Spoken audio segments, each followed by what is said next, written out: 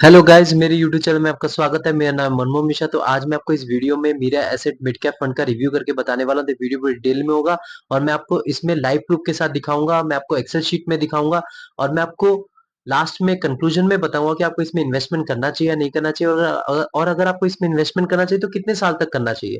तो मेरे चैनल को सब्सक्राइब जरूर कर दीजिएगा। मैं इस वीडियो लास्ट शुरू करते हैं। जैसा कि आप मेरे यहाँ पे स्क्रीन पे देख पा रहे होंगे, Mirae asset mid cap fund, इसका लॉन्च ऑन डेट अगर आप देखेंगे तो 29 जुलाई 2019 है। मतलब ये फंड ज्यादा पुराना नहीं है। मतलब ये फंड को सिर्फ 4.6 ईयर्स हो चुके हैं। तो अगर आप इसका कैटेगरी रिटर्न देखिए 4.6 ईयर्स में, तो 4.6 ईयर्स में इसका रिटर्न है 27.26% तक का कैटेगरी का रिटर्न। लेकिन जो इस फंड का रिटर्न है 4.6 ईयर्स में, वो 29.58% तक का रिटर्न है, जो कि मैसिव रिटर्न है। इसने अपने कैटेगरी को भी 3% से बीट कर रखा है अप्रोक्स। अगर आप देखें तो 3% के करीब करीब इसने अपने कैटेगरी से वो बीट कर रखा है। 3% नहीं, अगर आप मान सकते हैं 2.5% से इसने अपने कैटेगरी को बीट कर रखा है। तो ये एक अच्छा खासा मैसिव रिटर्न है। लेकिन आगे हमको पता चला कि ये फंड अच्छा है कि नहीं। अगर आप इन्वेस्टमेंट करते हो तो रिस्क कितना है, सब कुछ इसमें मैं आपको डिटेल में बताता हूँ। अगर मान लीजिए आपने इसमें 1,000 रुपए इन्वेस्टमेंट किया होता और आपने 3 साल तक कंटिन्यूसली किया होता हर महीने, तो आपके 36,000 रुपीज डिपॉजिट होते हैं और आपका 36,000 रुपीज कन्वर्ट हो जाता 3 इयर्स में 53,962 रुपीज, मतलब 54,000 रुपीज में कन्वर्ट हो जाता। यही पैसे आपने गोल्ड में इन्वेस्टमेंट किया तो आपका अमाउंट जो डिपॉजिट था वो 36,000 रुपीज, और आपका 36,000 रुपीज कन्वर्ट हो जाता 44,906 रुपीज। मतलब करीब करीब आप देख पा रहे हैं कि मतलब 1,000 रुपीज, सॉरी 10,000 रुपीज का डिफरेंस है 3 इयर्स में। तब इन्वेस्टमेंट की पावर देख पा रहे होंगे। और मान लीजिए आपने ये गोल्ड में ना इन्वेस्टमेंट करके आपने ये एफडी पे किया होता, तो एफडी में आपके 3 साल में बनते जो अमाउंट डिपॉजिट होता वो 36,000 रुपीज, और आपका जो कन्वर्ट हो जाता 36,000 रुपीज में 40,000 रुपीज में कन्वर्ट हो जाता। तो आप देख पा रहे हैं कि मतलब जो सिर्फ 4,000 रुपीज ही बढ़ता, और यहाँ पे आप देख पा रहे हैं कि यहाँ पे जो पैसा है आपका लगभग 18,000 रुपीज बढ़ा है। और यहाँ पे आपका पैसा जो गोल्ड में जो है, आपका पैसा लगभग 8,000 रुपीज आप कंसिडर कर सकते हैं, 8,000 रुपीज बढ़ा है। तो आप देख पा रहे हैं इन्वेस्टिंग की पावर और इस फंड की पावर। ये फंड ने बहुत अच्छा खासा रिटर्न दे रखा है इतने, मतलब कंटिन्यूअसली 3 साल 3 इयर्स तक। अगर इसका रिटर्न वर्सेस कैटेगरी का देखें तो एवरेज रिटर्न है, मतलब कैटेगरी के हिसाब से। और अगर आप रिस्क की बात करें तो रिस्क भी एवरेज है। मतलब देखिए आप, ये 3 साल का डेटा है तो ज्यादा तो है नहीं। मतलब 4.6 ईयर्स का अगर देखें तो ज्यादा है नहीं, 4 साल का ही है। अगर आप 10 ईयर्स होता तो थोड़ा बहुत आप पता लगा पाते यार ये कितना आपको लॉन्ग टर्म में अच्छा खासा रिटर्न दे पाता है या नहीं। लेकिन 4.6 में इसने 29.58% तक का रिटर्न दे, जो कि बहुत ही अच्छा खासा रिटर्न आप कंसिडर कर सकते हैं। अगर मान लीजिए आप मिनिमम इसमें ऐसा अगर इन्वेस्टमेंट करना चाहते हैं तो मिनिमम एसआईपी आप 500 रुपीज से कर सकते हैं, जो कि बहुत अच्छा खासा है। बहुत ही कम अमाउंट में आप एसआईपी शुरू कर सकते हैं। वन टाइम इन्वेस्टमेंट 5,000 रुपीज से कर सकते हैं। मतलब लमसम करना चाहते हैं 5,000 रुपीज से लमसम कर सकते हैं, जो कि मुझे इतना अच्छा नहीं लगा। अगर आप लमसम 1,000 रुपीज रखते हैं तो ज्यादा अच्छा खासा होता है। तो यहाँ पे एक नेगेटिव फीडबैक रहेगा। लॉक इन पीरियड की बात करें तो कोई लॉक इन पीरियड नहीं है। आप इसमें कभी भी इन्वेस्टमेंट कर सकते हैं, कभी आप इसे पैसा विड्रॉ कर सकते हैं। और एलियम साइज की बात करें तो एसेट अंडर मैनेजमेंट इसका फुल फॉर्म होता है। और इससे पता चलता है कि आपका कितना अमाउंट इसमें इस पर्टिकुलर फंड में इन्वेस्टेड है। तो यहाँ पे आप देख पा रहे 15,139 करोड़ रुपीज तक का यहाँ पे इन्वेस्टमेंट हो रखा है इस पर्टिकुलर फंड में। तो आप देख पा रहे हैं इसका जो ईएम साइज की बात करें तो मैंने को हर एक वीडियो में बता रखा है, अगर ईएम साइज कम है तो उसमें क्या होता है कि आपको थोड़ा डर रहता है कि यार मतलब ये एक वेल एस्टेब्लिश फंड या नया नया फंड है, तो वहां पे इन्वेस्टमेंट करना थोड़ा दिक्कत आती है।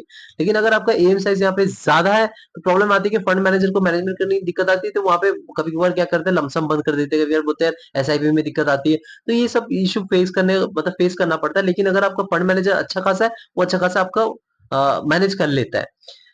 तो यहाँ पे एम साइज की बात करें तो एक बेस्ट जो रहता है वो आपका 10,000 करोड़ रुपीज से लेकर आपका 30,000 करोड़ रुपीज के बीच में एम साइज को बेस्ट माना जाता है। और यहाँ पे आप देख पा रहे हैं सिर्फ 5 साल हुए, मतलब 4.6 ईयर्स आप मान सकते हैं।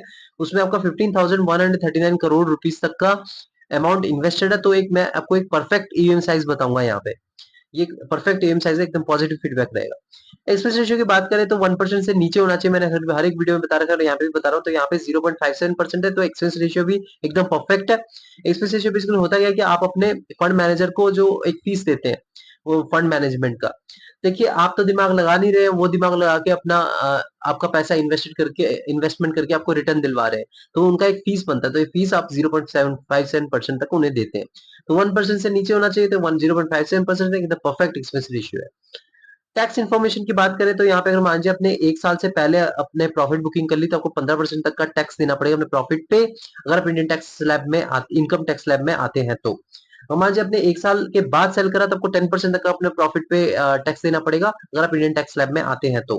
और मान लीजिए आपने 1 साल पहले सेल कर दिया और एग्जिट मार लिया तो आपको एग्जिट लोड 1% तक का देना पड़ेगा, और मान लीजिए आपने 1 साल के बाद एग्जिट मारा तो आपको 0% तक का मतलब कोई आपको देना ही नहीं पड़ेगा एग्जिट लोड।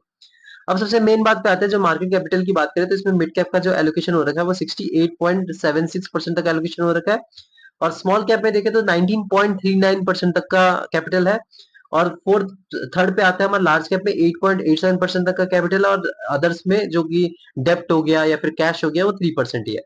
तो यहाँ पे अगर रिस्क की बात करें तो इसने बहुत ही ज्यादा रिस्क ले रखा है। अगर आप देखें तो मिड कैप में 68.76% है, और यहाँ पे 20% तक का आपका रिस्क ले रखा है।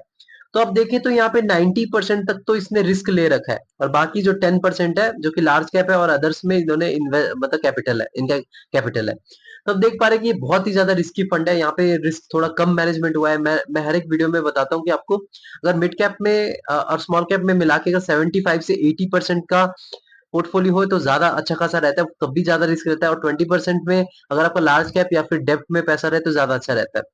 लेकिन यहाँ पे आप देखिए रिटर्न भी मैसिव दे रहा है, और यहाँ पे रिस्क भी थोड़ा ज्यादा ले रखा है, 90% तक का यहाँ पे इन्होंने रिस्क ले रखा है। अब सेक्टरल एलोकेशन की बात करें तो फाइनेंशियल में इनका 19.54% तक का एलोकेशन है। सेकंड में हेल्थ केयर में इनका 13.39% तक एलोकेशन है। थर्ड में इनका सर्विसेज में जिसमें 10.52% तक एलोकेशन है। फोर्थ में कैपिटल गुड्स जिसमें 7.54% तक एलोकेशन है।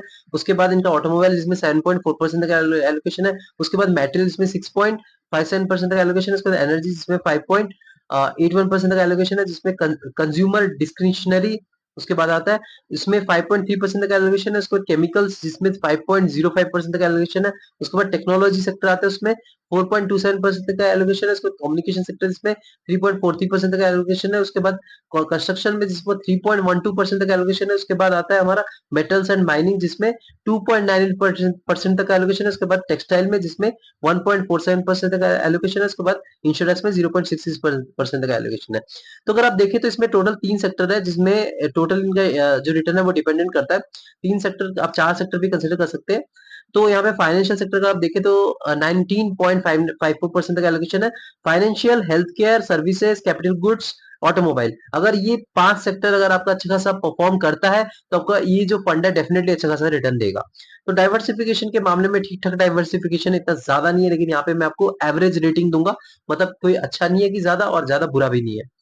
और यहाँ पे फंड मैनेजर की बात करें तो एक फंड मैनेजर इनका नाम है अंकित जैन, इनका 4.76 ईयर्स का एक्सपीरियंस है, जो कि ठीक ठाक है। मैंने हर एक वीडियो में बता रखा है आपको एक fund manager minimum 4 to 5 years experience होना चाहिए, तो यहाँ पे एक है। लेकिन यहाँ पे एक नेगेटिव फीडबैक चाहिए कि यहाँ पे एक दो से तीन फंड मैनेजर होना जरूरी होता है, क्योंकि यहाँ पे एक ही फंड मैनेजर है तो थोड़ा बहुत मैं यहाँ पे नेगेटिव फीडबैक दूंगा, लेकिन वो अगर एक्सपीरियंस है तो चलता है, तो इसलिए मैं यहाँ पे इसको न्यूट्रल कर दूंगा रेटिंग। तो यहाँ पे रेटिंग की बात करें तो इसको 3 out of 5 दे रखा है। रीजन ये कि देखिए एक फंड मैनेजर है तो वो थोड़ा मैनेजमेंट की इसको दिक्कत आ सकती है, थोड़ा और डाइवर्सिफाइड सेक्टरल एलोकेशन में हो सकता था।